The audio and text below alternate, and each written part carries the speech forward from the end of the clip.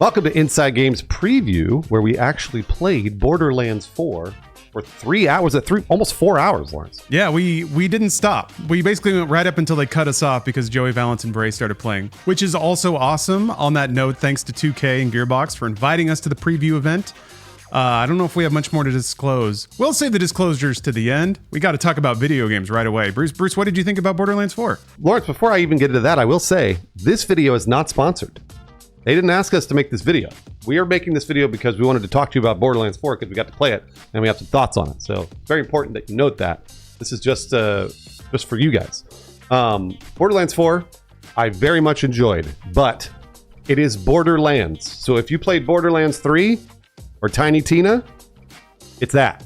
And that's okay. I actually really enjoy that.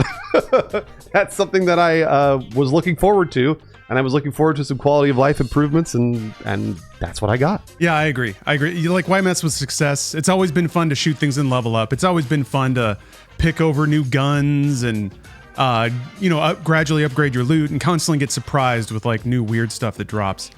So on that note, I think the thing that surprised me really quickly is just how different all the guns really felt as soon as you pick them up and shoot them. They are digging really deep into the mechanics of like gunfire in a game. You had ones that would auto-fire, just rat-tat-tat-tat-tat. You'd have other ones that shoot like 3-round burst. But then weird ones, semi-auto rifles, single-action guns. Ones that you had to charge up, and then even after you charged it up would have like a different property. Either do one huge shot, or you could hold it, and then it would just like auto-fire as the charge drained out. So every gun definitely had its own personality, reload animations, like all that stuff. In the course of our playing over 3 hours, I don't know that I found two guns that necessarily felt identical, which was pretty cool. The same for me, and I was surprised at how they made these guns feel unique, even though I know there's tens of thousands of them, and I was expecting sort of just tiny little variations. But every time I picked up a gun, there was some new fun thing to explore about it. And this is going to sound like a weird comparison, but it's like very much like Earth Defense Force. If you know what Earth Defense Force is like, you'll randomly pick up a weapon in Earth Defense Force and you try it out and you're like, this is a piece of shit. Like, I hate this thing. And that's kind of what happens in Borderlands. You'll read about it and be like, maybe this gun is good. You try it and you're like, I hate this. And then other times I randomly picked up a gun that did not sound interesting at all and it shredded people. So I was like, oh, okay, perfect. So that's as always with Borderlands, the most fun part of the game is discovering what the guns will do and if they fit your playstyle. Yeah, and I think part of the gun system that interacts with that is now there's gun parts that come from different manufacturers. So you have your typical range of gun manufacturers. They've actually added 3 new ones, which really amps up the variety. But in addition to that, now individual parts can be from different manufacturers too. I found some really wacky. There's like a gun. I found a pistol that had a stock and a foregrip, except I just kept shooting it with one hand, so it was silly. And it only had 4 bullets. A shotgun that was like an elephant gun, but it loaded shells underneath as opposed to hinging and then load. So every gun has like a weird kind of surprise, unique reload animations and all of that. On top of that, though, I like that the game still felt pretty snappy and responsive. This is something I've noticed with some of the Borderlands games in the past. The first one, especially on PC, was just really floaty and weird and definitely not made for a mouse and keyboard. But this felt pretty solid as a mouse and keyboard shooter. On that note, I really liked all the new movement options. So they kind of got the whole suite in there now. Now you can double jump, you can air dash, you can slide like Apex. You can even do, like if you double jump and then hold space, you'll kind of glide and that maintains your momentum in the air. So if you double jump, air dash, and then glide, you'll just really zoom. And that's pretty cool. Like it gives you the ability to actually escape an encounter now. I feel like in past Borderlands, if an enemy was on you and going to knock you down, it would just do it. So typically, this is my technique anyway, if there was an enemy that I could see was going to kill me before I would kill it, then I'd start looking for another minion enemy to kill so I could get back up as soon as I got knocked down. But now you can actually get away. If you jump and then air dash and zoom, you can escape, which feels weird for a Borderlands game, but it's great. It really does open up a lot of movement options and defensive options. Yeah, I think what you're talking about is that open world that they keep encouraging in Borderlands 4, which is like, it is more open than the other Borderlands. And Lawrence is right. You can just run away if you don't want to fight the enemy that you're fighting. And that happens a lot. I will say about the shooting, for me, it feels still a little floaty, not in a bad way because it's PvE. So I'm never when I'm playing a PvE game, my stress level goes down, and I'm like, if I die or get knocked down, no big deal. Who cares, right? Like, and if the mechanics aren't exactly perfect, no big deal. The movement is very much like Apex Legends, and I love that. I love the movement in Apex Legends, so I really like the movement in this game. I will say we are also playing a preview build, and the preview build felt a little slower, maybe a little more floaty than it might feel for release, which is about 3 months away. So they might still be polishing. And just as a side note, I was telling this to people on stream. Generally, when game companies give us a 3-month head start, a 3-month preview on a game, that means they're pretty confident in their product. And this product already felt pretty polished. So what I played felt polished, and I just hope that they, really nail the first-person shooter aspect of it. I think they've pretty much gotten it all the way there already. Yeah, I know there's been some concern and frustration about the specs, especially for the PC version of the game. But yeah, you bring up a really good point. We got to play it 3 months early, and the final months are typically when a lot of the refinement happens for performance. They leave all that until all the rest of the assets are like locked in place, and then they can start really trimming things down. So yeah, it was already running really well for being 3 months out. That said, we were on PCs equipped with 4080 video cards, which are pretty beefy. But we were playing at 4K, 60 FPS. And yeah, it was fully playable. It wasn't like a rock solid 60 the whole time, but also it's kind of unfair to judge performance on a preview build. I'm just, bringing it up in context of what you said, that it is actually in a really good state, and they have plenty of time to further refine it. Yeah, absolutely. And also, we were streaming from these PCs too. So a lot of the resources for that PC were being used to stream to our channels in addition to playing the game. So when it would dip below 60 or whatever, which didn't happen often, but it dipped, occasionally happened, then I wasn't too concerned, because I was like, you know what? No, I think they'll work on it. I think it'll probably be a little better as we get to release. Oh yeah, another movement thing I forgot about. They have a grapple now. You grapple to like specific points. It's used for platforming like you'd expect, or to like yank you to spots. They have climbable walls now that you kind of zip yourself to and then climb up. I like that you can grapple barrels, so there's like explosive barrels around. You can just yank one and then throw it at an enemy. Just gives you more options about what to do. We actually fought this boss at the end of a dungeon where you used the grapple to expose weak points. It was this giant bug thing, and you had to grapple its joints to pull out these like little glowy bits, and then you shoot the glowy bits for critical hits. But there was also even a mechanic where you had to grapple up to these like little floating mushrooms, because the entire floor would turn into toxins, so you just like yank yourself up, and then that would eventually fall, so you had to keep kind of yanking yourself back up into the air and keep shooting this thing. So I really like that they're adding also like more combat mechanics to these larger boss fights, because in previous Borderlands games they had some of these, but it felt like it was mostly just a numbers game. Either you have the guns and the health to survive this encounter, or you don't. So I really like now that they're adding actual mechanics that you have to demonstrate understanding of to beat some of these encounters. One thing I was hoping for with that grappling hook was that I wish there were more points around to grapple to, or if I could just grapple to the ground and sort of, move me ahead quick. The grappling, yeah, like just there's actually a lot of video games that do that, where if they give you a grappling hook, you like grapple anything. This isn't like that. There are actual points that you have to grapple to. You have to find them and then look up at them and then go, okay, all right, I'm going to grapple to that. Whereas this grappling hook, or whereas other video games just let you grapple anything and go anywhere, it's not like that. Though I wish it were, because the movement was already so fluid and fun and fast that I kind of wanted more of it. I was like, I would love to just go everywhere and do anything, but I understand that there are some gameplay limitations there. Yeah, that would be great, especially combined with the air glide that you have. If you could get some height, start gliding, and then you like grapple yourself along the ground and just really fling yourself. That would be cool. The thing is, it's not strictly... It would be fun even if it's not strictly necessary. You can fast travel to any party member now, which helps a lot.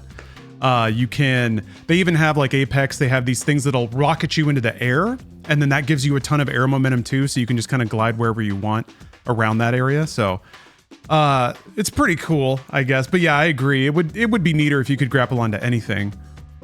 I think one of the final aspects that really stuck out to me was the game's audio. Gunfire, they sound like guns. I don't know that I necessarily heard a gun that really blew me away.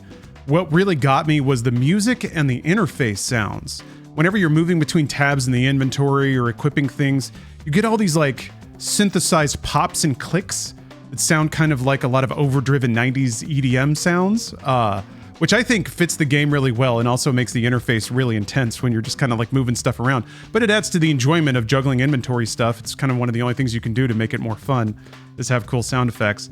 But the music especially I thought was great. You get a lot of, what we heard a lot of in our preview area was just kind of like late 90s drum breaks, where, you know, DJs from the 90s would find these crazy funk drum breaks on old records and put those into EDM loops and sequence those into things like drum and bass and stuff like that. So heard a lot of that kind of stuff, which is great to hear that kind of music again. But then we went to another part of the map and the music kind of changed entirely to this sort of jungle drums, again, kind of adjacent to late 90s club music, but still different instrumentation, different vibe to the music. So I appreciated not only was the music really fun to listen to, really energetic, but also even in our preview had very eclectic styling. Yeah, you're right on. The sound design, I think is great, and just the interface itself is also really improved from other Borderlands. There's a lot of quality of life stuff that I was like, maybe I don't remember playing Borderlands 3, and maybe I don't remember that all this quality of life was already in there, but the interfaces felt slicker than Borderlands 3 from what I remember. There's a lot of that, like Lauren said, fast traveling to your companion is awesome. I was hoping, it was just a thing I guessed when I was playing. I was like, I wonder if they'll just let us click on them and fast travel to them. And they did. And I was like, oh, perfect, because it's a very large world and there are fast travel points around, but they're not, you know, everywhere. So that is a very key thing you're going to be using a lot. And then, of course, the inventory management of marking as junk, walking up to a vendor and being able to just press one button and sell all your junk, rather than like going into the vendor and like going to the sell tab and doing all the other garbage that you don't want to do because you're doing it often. You're selling a lot of guns because you're picking up a lot of guns all the time. So I don't think there's even any crafting in this either. I was reading about the fact that they're not doing any crafting. They might do some like occasional customization of guns, but there's not like, you don't need to pick up crafting materials and make things. Yeah, they kept that layer pretty thin, which I appreciate. I think games like this can go a little overboard with multiple currencies and bits and bobs and doodads. I mean, it all drives down to like the rarest resource anyway. So yeah, they just kept it flat. Now it's still just money. But yeah, you can, one of the things that blew my mind is you can mark something as junk when you pick it up.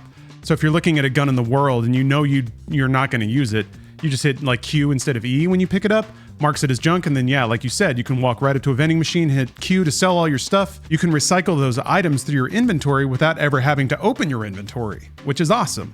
You still get that thing where your backpack fills up and you got to go back to town. You know, it's the Diablo thing. But that's also kind of fun. That's a good part of the loop. And also, since you can fast travel back and forth now, doesn't really matter. They basically have a town portal. As long as I guess you leave a team member where you left, you can just jump right back to where they were. So yeah, and also you can like designate whole groups of items that you can deposit into the bank in one button and pull them back out. They really did. They added a lot of tools to both minimize the amount of rifling through the inventory you have to do, but also tools to give you more robust options in terms of like swapping character builds or something like that. Speaking of rifling through your inventory and all your menus, man, oh man, we only played 2 classes in this. So I believe there's 4 classes total, but we only played 2 classes, and learning the abilities for each class was crazy in the sense that you're trying to figure out which ability does what, and like these skill trees, they look small, but there's a lot of different skills that then chain to other skills. So if you spec down that tree in the right way, you're going to get lots of really cool chain reactions with abilities that these characters have. So like, for example, when we first played, we discovered that the Siren has a cat, has like you spawn like a panther, and a panther attacks, but then you could make the panther explode if you want to, or you could make the panther, I think there's a couple other abilities. You can make the panther attack a specific bad guy or something like that. So that's just one of, I mean, it had to have been maybe not even hundreds of abilities, probably across all 4 classes, where you're really trying to figure out how to make the best build. And I think that might turn into a lot of fun, because you can even go into other abilities and purchase different abilities outside of that tree. So then if you want to, you could do 2 different abilities where you just for fun, just to try stuff, and respecking only cost money, and it wasn't that much. So that seemed to be something that I kind of barely scratched the surface of playing 3.5 hours. Absolutely. Yeah, that was a pleasant surprise. And yeah, we only saw the surface level of it, so obviously we can't pass judgment on how effective the system is. But yeah, it did remind me of Path of Exile a lot in that, how like an ability would cause like a status to proc, and then that status, there are other abilities that could latch onto that or get a buff off of that. So yeah, you kind of connect the dots in your head to make a build where your abilities flow into each other. This gives a buff to that gives a buff to the next thing you do. And then you could kind of build this chain of abilities that all cycle back and forth. Yeah, the build potential there is really exciting. Hopefully it's not so obvious that there's just like a build guide out there that's just the ideal build. Hopefully people can kind of like Path of Exile, unless you want to be a super pro, you can kind of put your own thing together and see it work in the game, and then you feel a lot of authorship over that. And you're like, this is my guy, and he does this thing that I figured out. And that's always really cool in games like this. So we played at a live event, so there's a lot of stuff going on. There's 100 streamers behind us and people serving us cookies and things like that as we were playing. So we didn't necessarily get to absorb the story as much as you would if you're playing Borderlands 4 at home. That said, it was interesting because when they were introducing the game to us, they're like, the story is more subtle and grounded. And I was like, is it? Are we really making it more grounded? When we played, parts of it did feel a little more grounded, a little more normal action FPS shooter story. And like, save the world type of thing. That's all cool. Wasn't over the top with the humor like Borderlands 3 was. However, when we saw Claptrap, I wanted him to shut the fuck up immediately. And he did not. There were parts of Borderlands 3 story that were just grating. And Claptrap is still grating. But the other characters not so much. So maybe they did dial it back a little bit. Yeah, I interpret that to mean that not every character is screaming at you all the time, which is true. Claptrap's name is Claptrap. Like, I feel like he's supposed to be annoying, so they kind of lean into that. In terms of tonality, though, the side quest we did for him was that kind of mixture of pathetic and sad and funny, like dark humor. So I think they found their way back to that sensibility versus just yelling at you nonstop. So I appreciate that a little bit. It's still got that kind of like stuttery, self-effacing humor where characters are just like, whatever. I don't even know where I'm going with that, but I don't know. It's something that I've kind of dubbed the millennial stutter when characters are like awkward. There's just some of that still injected in there, and I think if you're sensitive to that kind of thing, it may still cause your hair to rise a little bit. But I do think by and large, the voice acting at least is a lot more tuned back. Characters are much more conversational, even if the texture of what they're saying does have those little like smarmy, elbow to the rib kind of moments. I did appreciate that there were more video game references, at least some that I picked up on. There was a gun called the Durandal that I picked up as a marathon reference, or just an incidental stringing of letters, but that's a weird word to accidentally have in the game. I think there was another one that you called out, Bruce. There was some video game reference, some quote that they referenced at some point that I can't quite remember at this point. But yeah, there was a bunch of that stuff, and it was fun. This felt not nearly as annoying as Borderlands 3, because Borderlands 3 was annoying. The story, the game was great. I loved playing the game, but I just wanted the characters to shut up. And this was not like that. This didn't feel nearly as overbearing. And I liked it. Lawrence, we didn't even get to talk about the vehicles. We didn't even talk about the fact that you get a vehicle now to sort of transport yourself around the world versus just the fast travel. So you also get like a little bike that it shoots bullets, and you can run around and run over enemies too. So like there's a lot of ways to go take yourself around this open world, and we didn't even mention it. And that was just yet another reason to sort of enjoy what you're playing. Yeah, you don't have to trudge to a catch-a-ride station anymore. So they've definitely added a lot of tools to make this game more approachable, more fun. Hopefully that doesn't, minimize the game. I never got the sense that these tools like invalidated the play experience. You still had to run places and shoot things and level up and grab gear, and that's what it's all about. So yeah, a lot of the old annoyances were largely smoothed out. So I'm looking forward to this one. Yeah, me too. I really did enjoy myself, and I've gotten the privilege to see a lot of comments about what the gameplay looks like on YouTube. And a lot of people are saying, this just looks like Borderlands 3, it looks like more Borderlands. And I'm like, that's right, because it is Borderlands.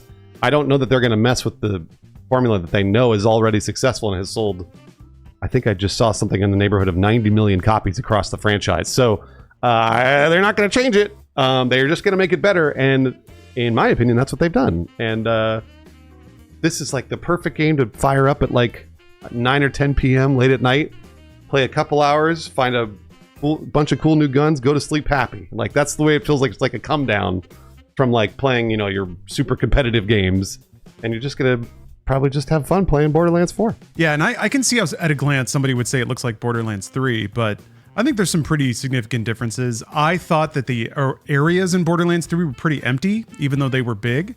I didn't get that sense playing this. In the area we were allowed to play in, you know, there was stuff pretty much everywhere. The terrain was pretty varied. There were question marks around to discover, new fast travel points to unlock, and stuff like that. Whereas I remember, like, by the time you get to the second or third area in Borderlands 3, you're kind of just driving through a bunch of empty areas to get to where your quest objectives are. So I think their open world design has improved a lot. That's something that's not going to be immediately visible. But yeah, a lot of the other quality of life stuff, again, you're not going to really see in a glimpse. But also, yeah, if it ain't broke, don't fix it. Shooting things and leveling up is as fun as it's always been. And a lot of the quality of life stuff helps kind of sand down the rough edges. Before we wrap up, I will also say, too, there was this hilarious mechanic where when you were shooting an enemy, they would fall over like an old man and then try to get up real slow. And they'd like grunt and go like, and like it was hilarious because it almost never failed to make me laugh. Because every time you'd shoot them and they'd stagger them, because there's a stagger mechanic that you use often. And they would fall over and then you'd be like, hold their back. You hear them go, yeah, legs wiggling in the air and stuff. Yeah. As you're shooting them. And that was really funny. So I will say that sense of humor in that portion of the game was great, and it made me laugh a lot. Yeah, I'm glad you brought that up. I forgot about that. They do some good work with ragdolls, and I think even that's kind of another mechanic that makes combat a little more interesting, even on an intellectual basis, is now if you can stagger or knock an enemy off their feet, you basically get to bully them until they're dead. And that makes fighting like some of the badasses and especially some of the melee enemies that just run up to you and don't let go.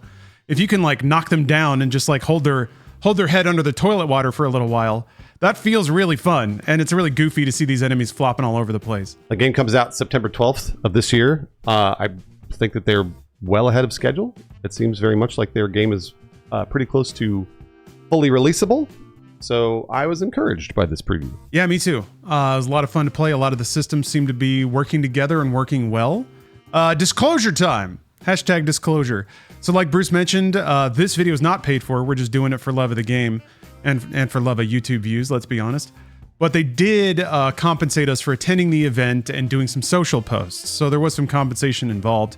I got a hotel stay out of it across town. Stayed in the Hollywood Roosevelt, even though I live here, just for fun. Let's see here. I also ate a burrito and they gave me a cookie and a merch bag. They gave us a pretty nice merch bag filled with stuff. But nothing that's going to put me in a different tax bracket. I'll say that. They gave me all those same things, Lawrence, but I'm going to give away that merch bag, probably on stream, because it's like this cool Nerf gun that looks like a Borderlands gun. I'm going to give all that stuff away. So that doesn't count as a disclosure. Also, they offered me this, what looked like a Reese's peanut butter muffin, and I didn't get to take it, and I'm still regretting it. I should have said yes to the Reese's peanut butter muffin. I didn't take it, though, so that's very important. I don't need to disclose it, but if I had taken it, I would have loved it, and then I would have had to disclose it. Did that affect Bruce's opinion positively or negatively? You decide. But thanks again to 2K for inviting us to the event.